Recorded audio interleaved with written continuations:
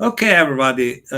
Today we have Stefan with us. And Stefan, in two sentences, what was your business idea and how does it change the world? That's quite a good intro to start with, Robert. First and foremost, thanks for having me here. And I actually eventually wanted to help people grow on LinkedIn. Excellent. And uh, uh, as we can see from our title of this podcast, you tanked the first time and then you succeeded massively. So, how does that happen? Yeah, I definitely during my journey had a lot of failures, and that started indeed with actually my first SaaS experience ever. It's maybe already over, let's say 15 years ago. I was graduated and started together with one of my current co-founders, Glenn, and a couple more guys, and a healthcare app about tracking nutrition and all these things. We were maybe a bit ahead of time 15 years ago, but at some point we took on. Someone recommended us to get some funding for it, but without any experience as quite a young, enthusiastic guys, we took that approach. We got 500k VC money, and we burned everything through it before the app went live. And we had a lot of stress with in total six co-founders. So that was my first ever experience with SaaS, and I think definitely, yeah, maybe the most horrible one so far, but that also set sort of the standard of how I wanted to approach business and life from there on. And it took definitely a while to recover emotionally and mentally from that, let's say, learning or failure. But from that moment on, I was pretty sure about one thing, that I never would take anyone's money again to start building a software company. So from that moment on, we decided to do it our own way. And between that experience and Expandi, there was another SaaS company we were running. It was called Lead Express, an IP tracking software, which could identify website visitors, a bit similar like tools like Leadfeeder, Albacross, Lead Forensics, Lead Info, and so on and so forth. Maybe, let's say 10 years ago, also a bit ahead of time. And with only a local database behind it, where we're able to identify on a company level with all additional information from IPs coming from the Netherlands. And that was actually growing quite steady as a side hustle. But at some point, we also found out that these types of software were not adopted that much because it was not solving the real pain and the real problem behind using these type of softwares, because all the users, they actually wanted to get business out of these identifications, and they were struggling with best ways on how to do that. And some of them at that moment were picking up the phone, randomly were calling to the reception and asking if they could got in touch with the people who watched on their websites. And of course, they never had any clue. And then they start blaming me as a provider that that approach was not working. So instead of dropping off, that triggered me to find ways to do lead gen on a bit of a more modern way instead of traditional ways as cold calling or sending an email to an info address. And that's when I jumped on LinkedIn, maybe 8-9 years ago, and pivoted our way to do lead gen on LinkedIn. Up until the moment I found out that there were not that many convenient tools I could leverage myself to manage a bunch of accounts from, let's say, an agency perspective or from a team perspective. So that was the born of Expandi. Okay, and that's now 5 years ago. Yeah. So if we start at the beginning, when you decided not to go to the ordinary 9 to 5 job, but to become an entrepreneur, what was that moment when you went from this? I have an idea, and was it before because of your friends or co-founders, or that was at the moment, or what? Yeah, that's quite an interesting question, to be honest. I think I always was sort of more a creative person. Mhm. So I could visualize already at quite a young age what I wanted to achieve and what I did not want to achieve. Mhm. And I was quite sure about that I did not want to settle for what I did not deserve. So because I was always aiming to get the maximum out of my potential. And I Mhm. was also aware that I did not have that many skills because maybe with just a nice talks and a bit of creativity, you can build a product. So I understood that I need other people if I want to go in business direction to be complementary with myself. But sort of the entrepreneurial mindset started maybe when I was already 7, 8 years old or so. I asked my mom at that time point to when she was preparing my daily bread for and lunch for in the school to make some extras, and then I was trying to sell it to some other kids who had less or exchange it for some toys or whatever. So I think maybe it already started at quite a young age. Great. Great. So, if we go back to Expandi, because I think that's the thing that it interests people the most. How does it work? How much do you charge? How does it help people? Can you tell more about it? Yeah, sure thing. Yeah, Expand is actually a grow tool on LinkedIn.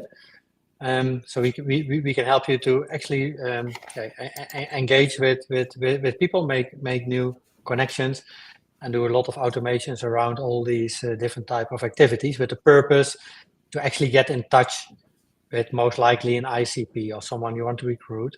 Mm-hmm. And we charge that seat based, Mm-hmm. and it will automate actually tons of repetitive tasks so that you can free up your time and spend it on more use your knowledge for more intelligent actions during the Mm-hmm. day. And then we will take care with Expandi for all the boring tasks and automations behind to free you up. Mm-hmm. Um, we charge at the moment 99 USD per LinkedIn profile per month. Mm-hmm. What do I get for this money? You can do a lot of things, Robert. So let's say that the use case is that you want to grow on LinkedIn, because a lot of people are focused on growing on LinkedIn, and I think these days it's becoming a bit more challenging than when it was, let's say, 5 years ago when I started, for example, or if you talk about how agency owners or people who want to grow on LinkedIn approach it at that time, it was very different. It was just without limitations, adding as much as possible people in your campaign, reaching out to with spray and pray approaches to tons of people, Mm-hmm. and there was actually less quality involved up until the moment that LinkedIn 3 years ago decided, okay, for everyone who wants to stay on the platform, it's enough. We don't appreciate spamming. If you want to keep spamming people, then better go to another platform. That was sort of the statement they made, and they limited the amount of actions people could do on the platform. So I think we need to understand that if you want to approach or use LinkedIn for lead gen or for growth, that the approach is differently than it was before, back in the days. Mm-hmm. And aside that, we have a lot of different approaches on how you can involve Expandi into that. I give you, for example, one use case. There's a lot of founders, they want to leverage, because LinkedIn is shifting towards a more content creation, right? Mm-hmm. So you scroll on your timeline, and a lot of us are producing content. So we contributing towards the creator economy on LinkedIn. Mm-hmm. And at some point, if you invest a lot of time and effort to build in public or to share your journeys, like I, for example, do, or at least create a lot of valuable content with a founder-led approach, then at some point you get more eyeballs on your content, Mm-hmm. right? And if you get more eyeballs on your content, indirectly, you will get more profile visitors. Mm-hmm. But what usually happens is that not everyone who are watching or engaging with your content or visiting your profile is matching your ICP. Mm-hmm. And now it's becoming, for the average user on LinkedIn, sort of quite complex, because you need to pull the data out. and you need to leverage a tool like Clay to clean up the list, to enrich it there, to pull it back and forth, and then you have a clean list with people matching your ICP, and then you can run it in a tool like Expandi. That's one approach. That's what all the GTM leaders are talking about these days, connecting all these tools together and make one automated workflow. But I think, personally, that it is way above the average level of everyone on LinkedIn. You just want to keep it simple. So actually, you want to keep one tool and find all the people who engage on your content and all your profile visitors and run just a simple ICP filter on it based on geo, company size, job title, industry. And then nurture the ones left who match all the criteria from there on to follow up, to maybe send them a lead magnet, to maybe you want to invite them for your podcast, for example. Or you want to, if the title is founder from a certain geo with a specific company size, it could be your ideal audience. And then you can start approach them from there on. And then you actually take the content as a starting point. And for all the people who are not building in public and who are not leveraging a founder-led approach, you can also say, okay, then I'm going to start leveraging other people's content. And so you have some industry leaders, some experts, people you look up to, maybe some competitors who are quite active on LinkedIn. And then you can also leverage their pieces of content or their engagements. And then you use that as a starting point. And from there on, you filter it and nurture it down within a tool like Expandi. And then you can softly touch basing on all these accounts and start to using an ABM approach. So that's, for example, a use case you can do or execute with Expandi. Okay, so how much time do I need to invest to start and to get some traction by your experience with Expandi? I think it actually never depends specifically on the tool. And first and foremost, I think it needs to be clear, okay, what you actually want to achieve. How are you going to do that? Did you already something with content, if that's a purpose? Or maybe you want to hire a person. Do you know who you want to hire? Where you can find them? Are they active on LinkedIn? How did you approach them previously? If you know what the goal is and what you want to do, then it will make it way more simpler. Otherwise, you need to run different types of experiments to find out what will actually work for you. And then you have a different use cases. And then you need to give it some time, and you need to run similarities and on the same audiences to see, okay, what approach works, what not. So I think it totally depends on what you want to achieve, what your goals are. And I think it's secondary because there are tons of tools out there who can, for 90%, do a lot of similar things. So I should say that what you want to achieve, use that as a starting point and try to reverse engineer back on how you can do that as easy as possible. Yes, I understand. So do you have some, I don't know, webinars or content that I can use to learn how to best use or approach the use of this? Yeah, sure thing. We sort of, especially in the early days, became sort of more well known for all the practical playbooks we provided to people with different types of use cases, and with a proper breakdown with the how, with the why, how you connect the dots, with examples, with messages included, but also results, proofs, screenshots, on how you could easily set up all these things, and you can find them back between our ebooks on, for example, our website, the Expandi website, or on our blog session. Great. Excellent. So how many users do you have? Or we have more than 50. No, it's definitely not a secret.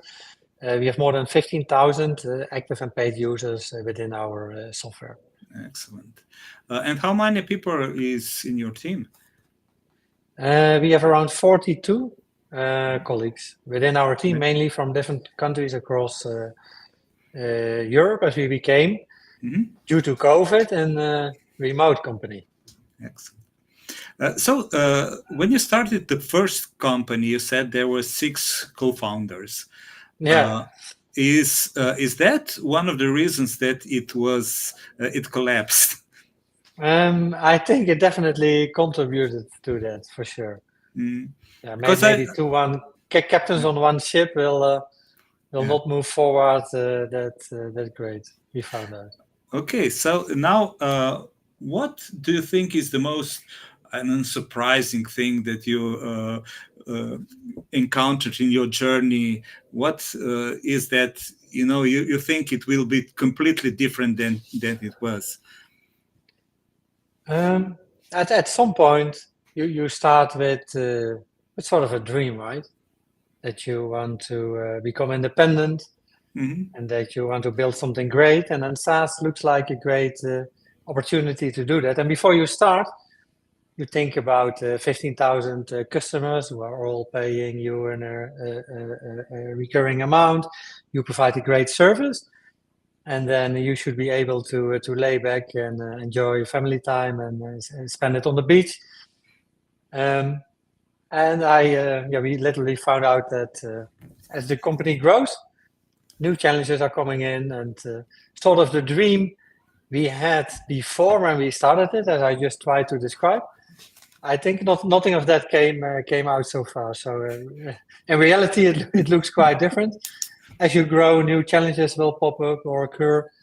You constantly need to solve it, need to fight it, and try to move forward best way possible with it. But somehow, always your involvement needs to be included, because I think that how many great colleagues you will have, almost nobody is doing it with the same feeling as that we started eventually the company, right? With what we have in our mind. So Hmm. I think you always need to keep leading by example Hmm. and showing up yourself, making the reps, Hmm. at least up until the moment to where we are these days.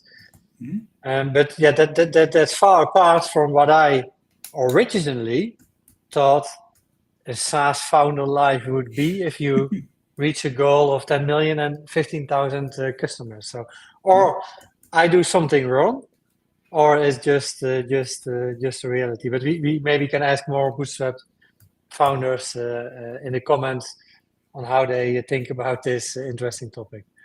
Well, I think, and as I talk with a lot of CEOs and co-founders, most of them agreed that this is kind of dream that is not engraved in us, because if you're an entrepreneur, uh, you have this urge to solve problems, and this is your destiny in your life, not to settle down and sleep margaritas at the beach, but to solve problems, and that's the path you choose, and that's not the destination. That could also be the case that I just visualized it a bit differently than reality tells us. Yeah. Okay. So you're also a big fan of physical activity, and how does it change your entrepreneurial journey, or how does it affect your ability and your work as an entrepreneur? I think sports always played sort of quite an important role into my life. I when I was a kid, I started to play football, like most soccer in Europe, like most kids usually do at a small age. Mm-hmm. And after that, I was more into training sessions or in the gym to get a better physique, and I never touched base, to be honest, on nutrition.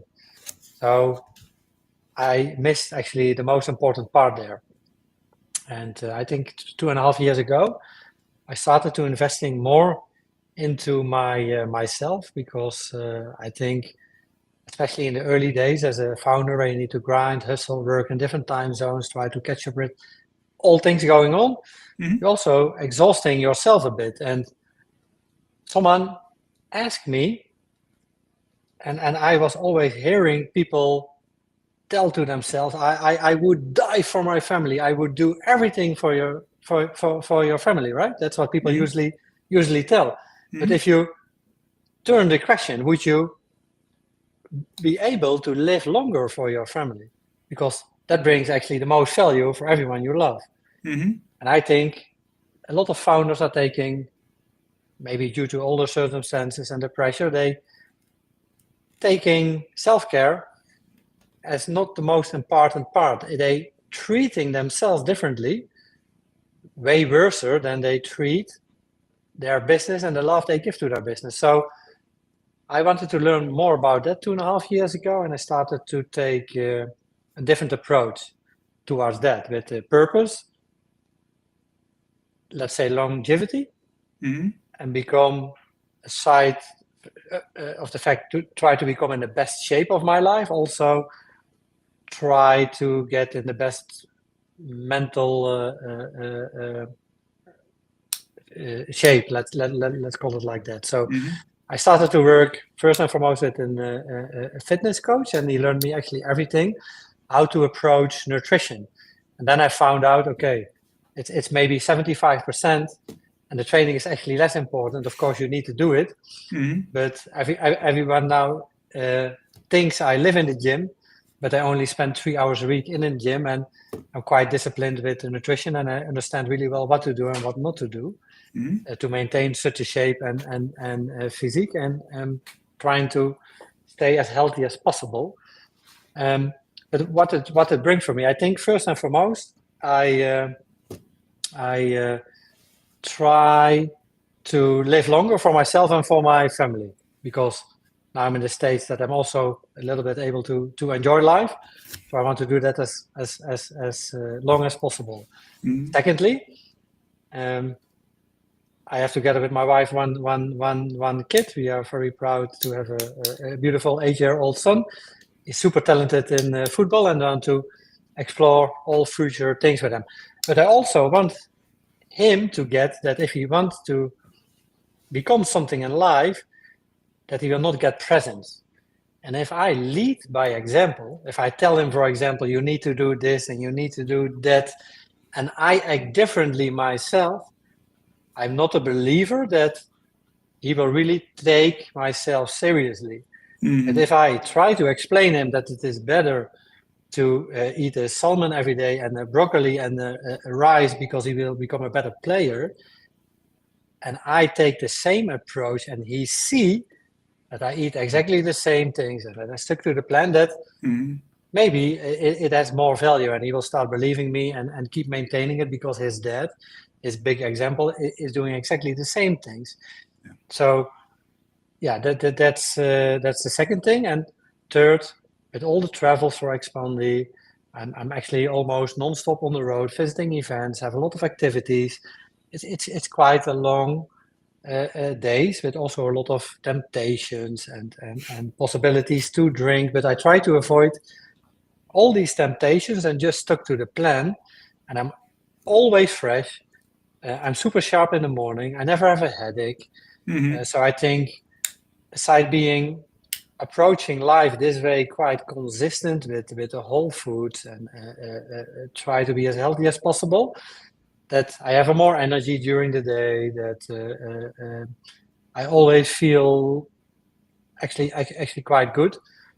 I just operate consistently, and I can do more for the company indirectly, more for my family. And with all this, we hope to spend a couple more years to spend maybe all the money we earned so far. Excellent. Yes, I think what you explained is so good, because I think the knowledge is already there. We all know what we have to do, but doing it, actually doing it, is hard, and it takes consistent awareness and working on it, and put distractions and temptations away. But it pays off. That's easier said than done, of course. Yeah. Because everybody want maybe to have such a physique, or become in a better shape. But it's also quite hard with all the temptations, or to really understand how you need to approach this, what you need to do. And so I think it's also just a lack of knowledge up until the moment that somebody explains you how it works, and then you will find out it's actually quite easy. But you need to stay in discipline. You need to make the reps. You need to avoid alcohol and other food temptations and such kind of problems. But there's also a bit of you need try to make a habit out of it. Yeah. But I should recommend for the people who want to do that to get some help, to gain knowledge, and to understand just how to start. I also think that it's perhaps easier or more natural for us entrepreneurs to cope with this, because we know we are not used to that instant gratification. We know that we have to put the reps and to avoid things to get the momentum, and then we get that overnight success after a few years. Yeah, exactly. And here's the same. Yeah, it's exactly that. It's as simple as that.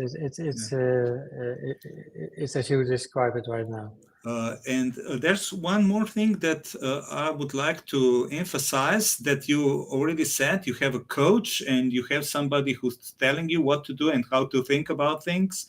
And I saw that a lot of wannabe entrepreneurs, or people who want to succeed but they don't know how, they don't approach this path to get a coach, to get somebody who knows how to do things. They say, okay, I'll figure it out myself. And they usually never took off because they get confused. They say every path leads to Rome, but they jump from one path to another, and they never reach Rome. Yeah, I think you need to keep in mind that if you really want to change, you need to do things differently, because otherwise the outcome will be exactly the same if as it was all the time before. So if you're not able to change the approach with value and with knowledge to take it differently, then you will get the same outcome. So if you keep that in mind, it maybe motivates a bit more to try to adapt and learn from people who already done it, and who speak from experience. Excellent. So if you would give some advice for somebody who's starting entrepreneurial career, what would they say to them? Yeah, I think the most honest learning I can share from my own experience as the time that I was learning and making failures up until the overnight success took me.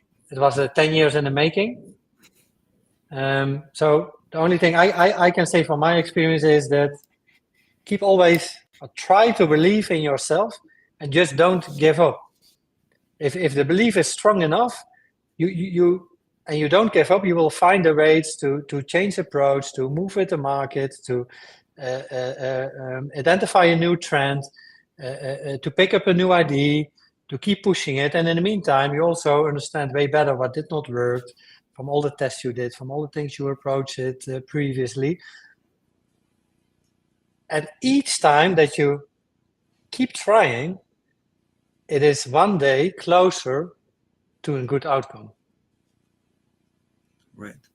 And when we're talking about the good outcome, what would you say is the most rewarding part of the entrepreneurial journey?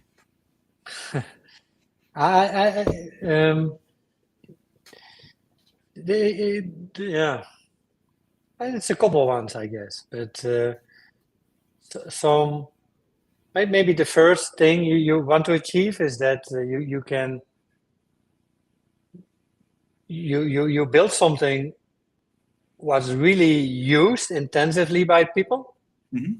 So that you have sort of a product market fit, but also be of real value for people with what you've built, that's solving a real problem for them.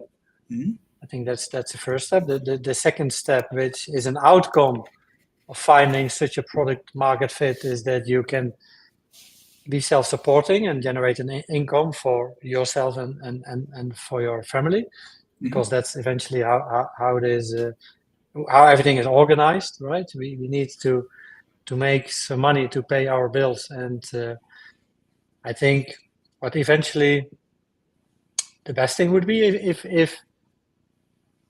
if you have sort of you can free up your time, because I think that no amount of money is worth giving up your time at some point, because you're missing out with a young family a lot of things, which only happening once, and eventually that's more worth spending time with the people you really, really love and making tons of money and not be able to do that with your loved ones. But yeah, sort of freedom would be eventually the best sort of outcome, I should say. Time freedom. And the freedom to choose your struggle. Yeah, that would maybe be even better. I think that's a good one as well to write down. Yeah. Okay, so we're about the finish. Do you have any final thoughts? I especially like the direction of not the business talks, but more the health direction. So super cool that you touch based on that as well, Robert. Yeah. Because I think it's somehow quite underestimated. Absolutely. With a lot of founders and people in business, that I think we need to take better care for ourselves, because it will also help our businesses moving forward. And if we take as much care for ourselves as for as everyone is doing right now for their businesses, we all look summer-proof, I guess. Yeah. Well, thank you for being my guest. It was a pleasure talking to you. It was a lot of great insights, and have a nice day from now on. You too, Robert. Thank you. Yeah. Thank you. Bye.